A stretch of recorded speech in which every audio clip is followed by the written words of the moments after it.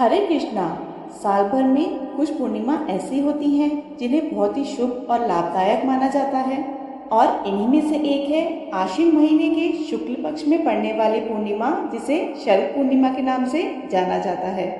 सुख, समृद्धि और धन प्रदायक पूर्णिमा मानी जाने वाली शरद पूर्णिमा के दिन आकाश से अमृत वर्षा तो होती ही है। अगर आप इस दिन विधि विधान से पूजा अर्चना करें तो माता लक्ष्मी की कृपा भी आपको प्राप्त होती है।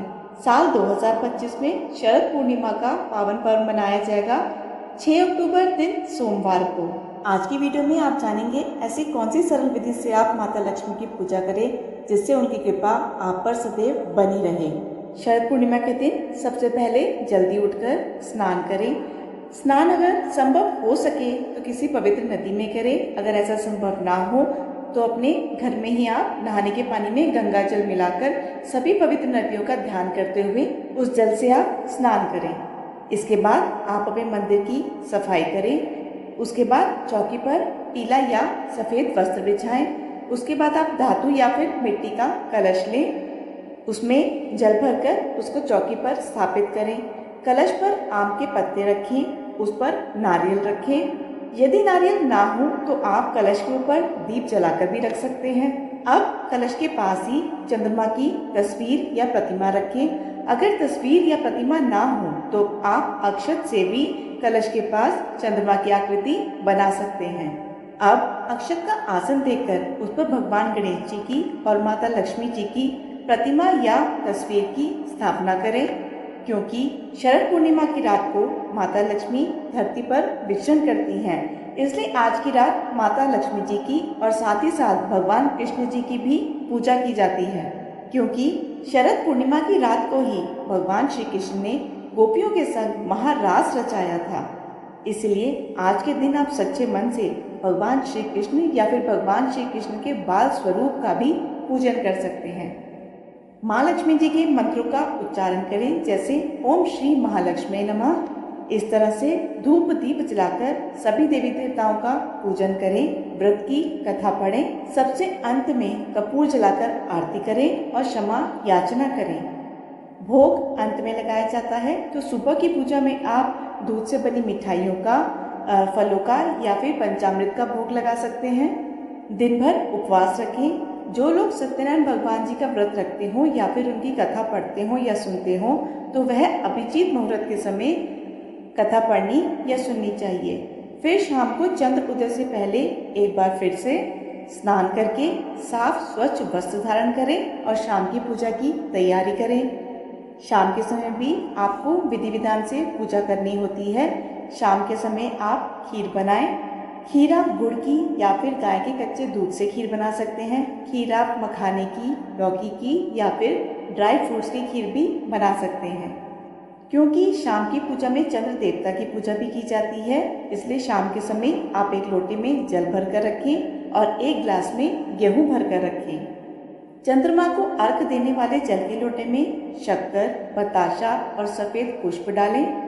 और अगर हो सके तो आप इस समय भी व्रत की कथा पढ़े या सुने और चंद्रोदय हो जाने पर आप चंद्र देवता के मंत्र का, यानी ओम सोम सोमाय नमः या फिर चंद्र देवता का कोई और मंत्र जो आपको पता हो उसे बोलते हुए जल के लोटे से चंद्र देवता को अर्घ दें। और फिर जो खीर आपने बनाई है उसका भोग सबसे पहले इस दिन आपको माता लक्ष्मी जी को अर्पित करनी चाहिए। उसके बाद चंद्र देवता की पूजा करते समय उस खीर को भोग के रूप में भी आपको चंद्र देवता को अर्पित करना चाहिए। पूजा करते वक्त मंदिर में कुछ दक्षिणा, फल या मिठाई रखिए, जिसका दान आप पूर्णिमा के दिन या फिर अगले दिन कर सकते हैं।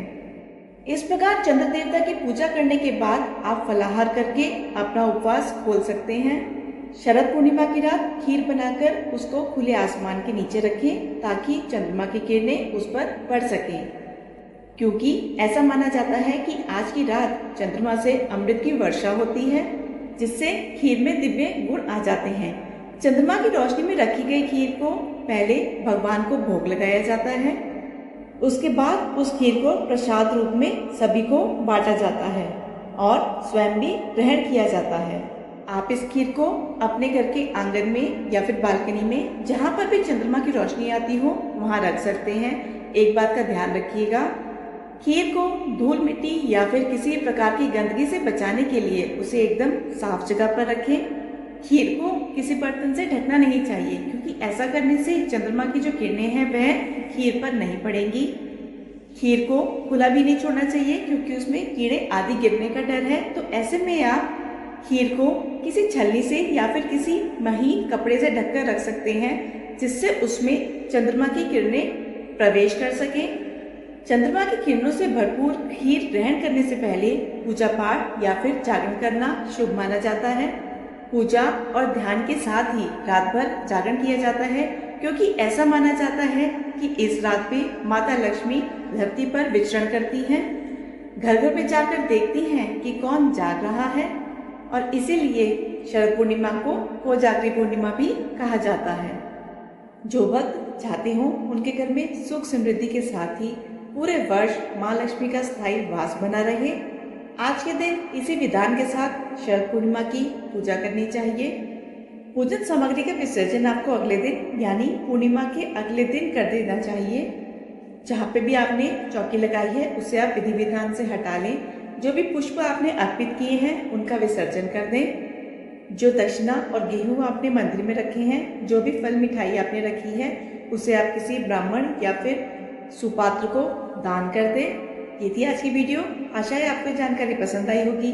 जानकारी पसंद आई हो तो वीडियो को लाइक करके कमेंट बॉक्स में जय माँ लक्ष्मी जरूर लिखिएगा। आपका एक एक लाइक, एक एक कमेंट मेरे लिए बहुत ही महत्वपूर्ण होता है।